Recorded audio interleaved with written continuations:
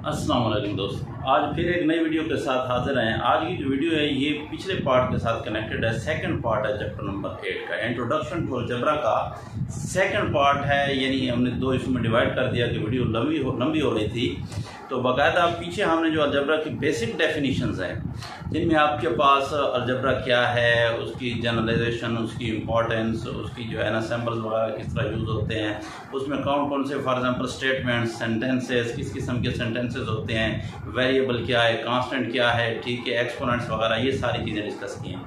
अब जो है इसी को हम आगे जाकर यूज़ करते हैं कि भाई किस तरह हम इनको यूज़ करेंगे और आगे चलकर वो करते हैं। लेकिन अभी इससे पहले अगर फिर वही बात कि अगर आप हमारे चैनल पर नए हैं तो छोटी सी रिक्वेस्ट है कि चैनल को सब्सक्राइब कर लें, ताकि हमारी हर नई आने वाली वीडियो आप तक पहुँचती रहे। और तसल्सल के साथ अगर आप इस तरह वीडियो देखते रहेंगे तो इंशाल्लाह मैथमेटिक्स बहुत ईजी हो जाएगा और आसानी से समझ आ जाएगा। तो चलते हैं अपने टॉपिक की तरफ। इंट्रोडक्शन टू अलजेब्रा में आज जो है हम अलजेब्रिक एक्सप्रेशंस को करते हैं।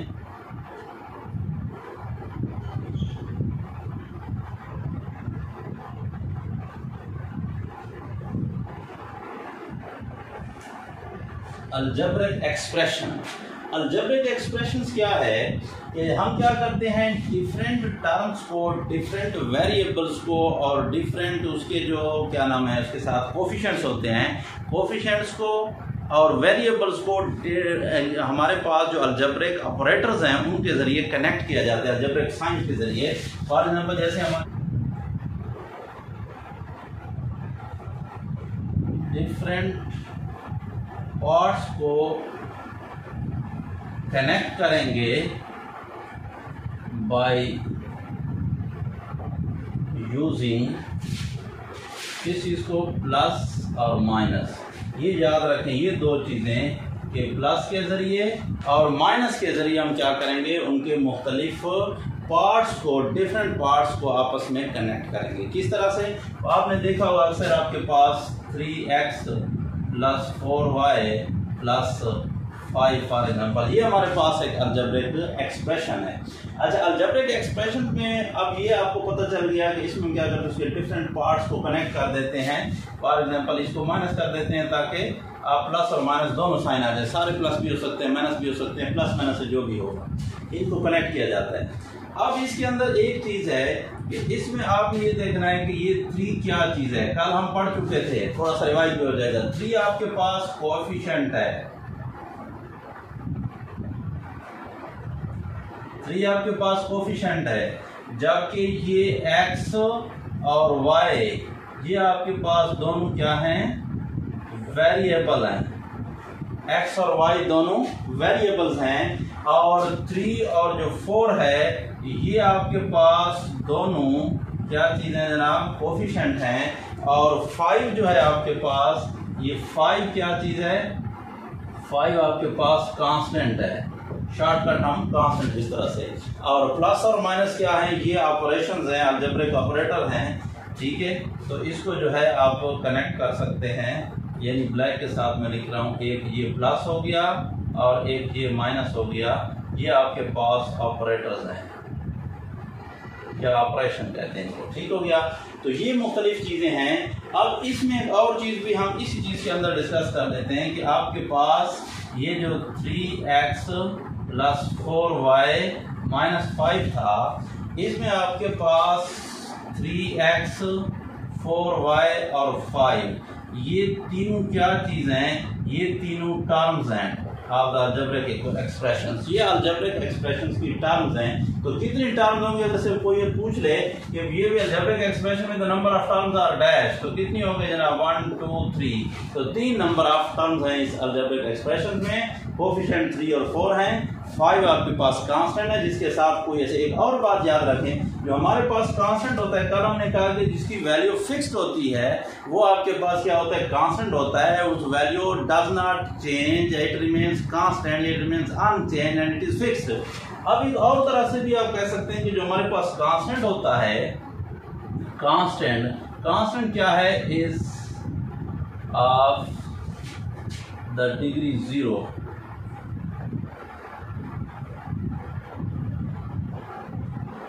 ये आपके पास जो कांस्टेंट है, कांस्टेंट के साथ डिग्री जो है, constant is the term of the degree 0, constant is the term with 0 degree. Degree means exponent, उसकी पावर कितनी है। तो इसका जो आपके पास, जैसे मैंने कहा कि 5 है, 5 आपके पास कांस्टेंट है और इसकी क्या है, एक्सपोनेंट 0 है। कैसे, आप वैल्यू तो वेरिएबल नजर नहीं आ रहा है इसके साथ, तो वेरिएबल ना होने का मतलब यह है कि इसके साथ जो वेरिएबल है, फॉर एग्जांपल x है, तो उसकी पावर 0 है। तो याद रखें, एक बात क्लियर कट अपने जहन में बैठा लें हमेशा के लिए कि कोई भी चीज जिसकी पावर 0 होती है, किसी भी चीज की पावर 0 वो 1 के बराबर होती है, चाहे x की पावर हो, 1 की पावर हो, 2 की पावर हो, किसी भी चीज की पावर एक्सपोनेंट 0 हो तो 1 के इक्वल होती है।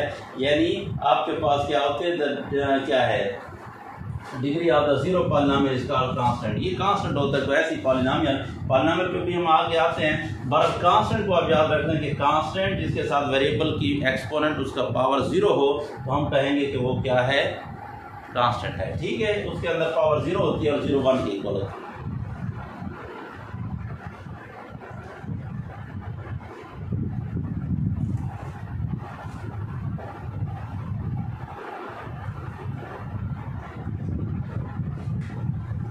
Like and unlike terms, like terms कौन सी होती हैं और अनलाइक टर्म्स कौन सी होती हैं। जो आपके पास जो लाइक टर्म्स हैं, like with the same variable parts, same variable parts, या आप इसको इस तरह भी कह सकते हो कि same variable and same exponent, variable भी सेम हो, एक्सपोनेंट भी सेम हो, तो इसको आप क्या कहेंगे कि ये टर्म्स लाइक हैं। अब आते हैं अनलाइक क्या है, तो अनलाइक टर्म जो होती हैं, ठीक है, वो different variables,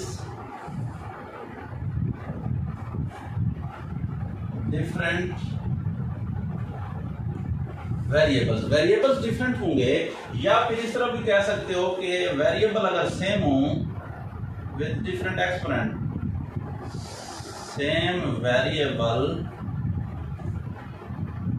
with different exponents. ठीक है, वेरिएबल तो सेम होंगे लेकिन उसके क्या होंगे, एक्सपोनेंट डिफरेंट होंगे। अब हम इनको जरा दोनों को जो है वो क्लियर करते हैं। कैसे, फॉर एग्जांपल हमारे पास कोई एक अलजेब्रिक एक्सप्रेशन है 3x² + 4y - 5। ठीक है, हमारे पास एक और अलजेब्रिक एक्सप्रेशन है, फॉर एग्जांपल वो है 4x² - 3y + 7। अब अगर इनमें देखें तो ये आपके पास जो वेरिएबल है x² और इसका भी वेरिएबल x² है, x और x पावर 2 और इसकी भी 2, यानी same variable and same exponent है। तो फिर हम कहेंगे कि ये जो हमारे पास दो टर्म्स हैं, कौन सी जनाब, 3x² और 4x², ये हमारे पास लाइक टर्म्स है। अब आगे जाते हैं किसके साथ, ये 4y। इधर आप देखें y की पावर कुछ ना हो, याद रखें जिसकी एक्सपोनेंट जिसका कुछ ना लिखा हो, कोई पावर ना हो, उसका 1 होती है। तो इधर भी आपके पास 1 है, तो y की पावर 1, y की 1। आपने कोफिशिएंट को नहीं देखना, कोफिशिएंट कुछ भी हो सकता है, एक्सपोनेंट और वेरिएबल को देखना है। तो ये आपके पास दोनों क्या हैं, ये भी सेम है। और इधर देखें तो ये आपके पास वही एक्सपोनेंट की पावर 0 है, इसमें इसकी वेरिएबल की पावर 0 है, तो ये भी आपके पास ये लाइक टर्म्स हैं। तो अब आपको पता चल गया कि भाई जो 3x² है और इधर भी x² वाला और x² वाला, इस तरह आपके पास कोई और टर्म है, फॉर एग्जांपल मैं कहता हूँ कि 4x² + 3xy - 6y²। अब इसमें देखो तो अगर हमारे पास कोई और एक वो पॉलिनोमियल है, वो आपके पास for example 7x² - 4xy + 10y²। अगर आप इसको देखें तो इसमें आपके पास क्या है, देखो x² वाला पावर और इसकी भी 2 है, इधर x है, इधर भी x² है, तो ये आपके पास दोनों क्या हैं, लाइक टर्म्स हैं। इस तरह आपके पास ये आपस में लाइक टर्म्स हैं और ये आपस में लाइक टर्म्स हैं। तो क्या मतलब कि जिनका एक्सपोनेंट भी सेम हो, वेरिएबल भी सेम हो, यानी वेरिएबल बिल्कुल सेम होना चाहिए, कोफिशिएंट कोई भी हो, इसका कोई मसला नहीं है। तो जिनका वेरिएबल बिल्कुल सेम होगा, एक्सपोनेंट सेम होंगे, उनको हम लाइक टर्म्स कहेंगे, और जो क्या होंगे जिनका सेम नहीं होगा वो अनलाइक टर्म्स होंगे। अच्छा, एक बात याद रखें अलजेब्रा में कि जब भी हम अलजेब्रिक एक्सप्रेशंस को सॉल्व करेंगे, उसको सिंप्लीफाई करेंगे, तो सिंप्लीफिकेशन के वक्त आपने एक बात याद रखनी है। देखो, बेसिक कंसेप्ट है, ये याद रखें, फिर आप हर अलजेब्रिक इक्वेशन, किसी भी कोई अलजेब्रिक दो इक्वेशंस हैं, जो दो एक्सप्रेशंस हैं, उनको सॉल्व करना बहुत इजी है। या एक ही एक्सप्रेशन के अंदर कुछ सेम टर्म्स आई हुई हैं, लाइक टर्म्स आई हुई हैं, उनको भी सॉल्व कर सकते हैं। कैसे? अब फॉर एग्जांपल हमारे पास सिंप्लीफिकेशन कैसे करेंगे? सिंप्लीफिकेशन के वक्त आपने क्या करना है, जो हमारे पास लाइक टर्म्स होंगी, लाइक टर्म्स को सॉल्व करना है, और लाइक टर्म्स के भी कोफिशिएंट को सॉल्व करना है, ये याद रखना है। लाइक टर्म्स के भी कोफिशिएंट्स को सॉल्व करना है। आपने उसकी जो क्या है, ये वेरिएबल और उसका एक्सपोनेंट है, उसको कुछ नहीं कहना, it will remain the same. जब हम सॉल्व करेंगे, सिंप्लीफाई करेंगे, तो लाइक टर्म्स के कोफिशिएंट आपस में ऐड होंगे या सब्ट्रैक्ट हो सकते हैं, कोई एक दूसरे से, जो भी हो रहे हैं, लेकिन आपका जो वेरिएबल होगा, उसका एक्सपोनेंट होगा, वो रिमेन्स अनचेंज। कैसे? फॉर एग्जांपल हमने इन्हीं को ऐड करना है। हमने क्या करना है, 4x + 3y को ऐड करना है, फॉर एग्जांपल -3x + 2y के साथ। तो याद रखें, लाइक टर्म्स आपस में सॉल्व होंगी, तो लाइक आपके पास ये भी x वाला है, ये भी x वाला है, तो ये x वैसे का वैसे रहेगा, इसको कुछ भी नहीं कहना आपने, ठीक है। और ये कोफिशिएंट सॉल्व होंगे, कोई साइन नहीं है, तो प्लस का है, प्लस का 4 और माइनस का 3, तो ये 1 आ जाएगा। तो याद रखें, कोफिशिएंट जो होता है वो 1 लिखा नहीं जाता। अब हमारे पास क्या हो जाता है, ये अंडरस्टूड है कि बस जिसके साथ कोफिशिएंट कोई नहीं है वो 1 है।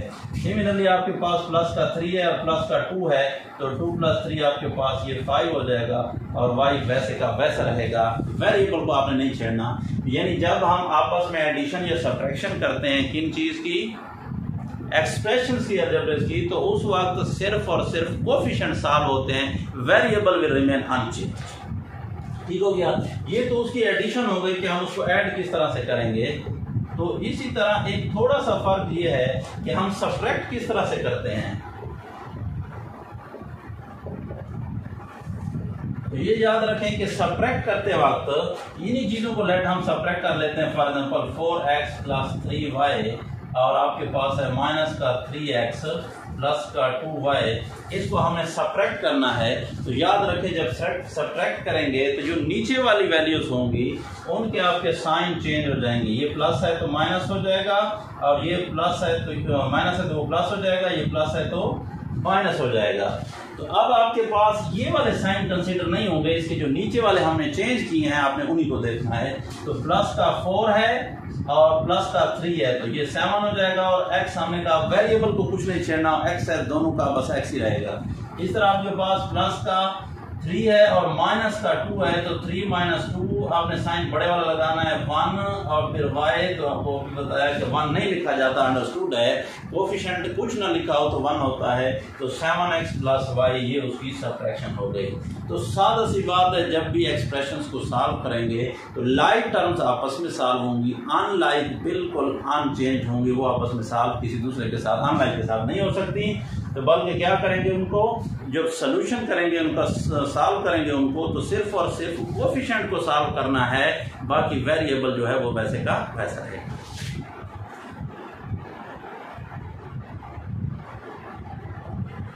Evaluation of algebraic expressions.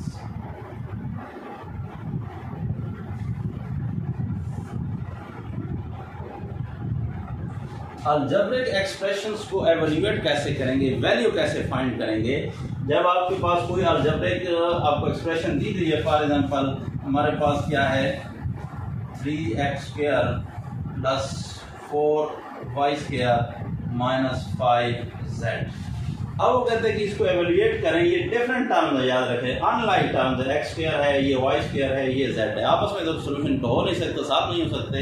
तो अब जो है आपने क्या करना है, आपको अगर वैल्यू की माने, फॉर एग्जांपल वो कहते हैं कि x is equal to, if x is equal to for example 1, y is equal to -2 and z is equal to 3, तो देन क्या करें, एवल्यूएट द एक्सप्रेशन, इसकी वैल्यू फाइंड करें। भाई इसकी वैल्यू कितनी होगी, तो ये आपको वैल्यू दे देगी x की, y की, z की, पूरी एक्सप्रेशन की वैल्यू बताओ।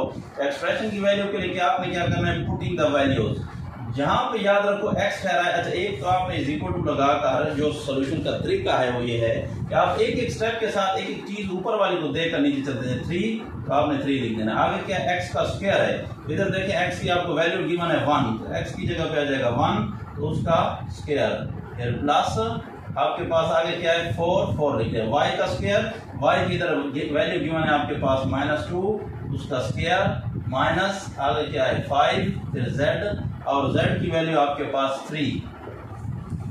ठीक हो गया। अब आपने इनकी पावर को सॉल्व करना है, जो एक्सपोनेंट्स हैं, तो 3 और 1 का स्क्वायर 1 हो जाएगा, प्लस फिर 4 और -2 का स्क्वायर प्लस का 4 आएगा। -2 का स्क्वायर प्लस 4 कैसे आता है, ये याद रखें, किसी भी चीज का जो स्क्वायर होता है always a positive number, the square of any number is always a positive number होता है। कैसे, अब फॉर एग्जांपल आपके पास 2 का स्क्वायर है, तो ये इट मीन्स कि माइनस का 2 मल्टीप्लाई माइनस का 2, तो जब 2 दफा माइनस माइनस मल्टीप्लाई होगा, ये हम पीछे सॉल्व कर चुके हैं, तो माइनस माइनस क्या हो जाएगा प्लस, 2 2 ज़ा 4। ठीक है, यानी किसी चीज का स्क्वायर का मतलब ये होता है उसी चीज को अपने साथ मल्टीप्लाई करें, 2 दफा वो चीज आपस में मल्टीप्लाई होगी।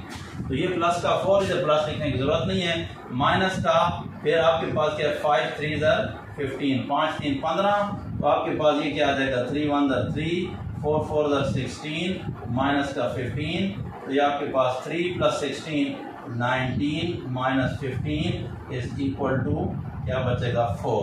तो 4 आपके पास this the value of this algebraic expression is 4 when x = 1, y = -2 and z = 3।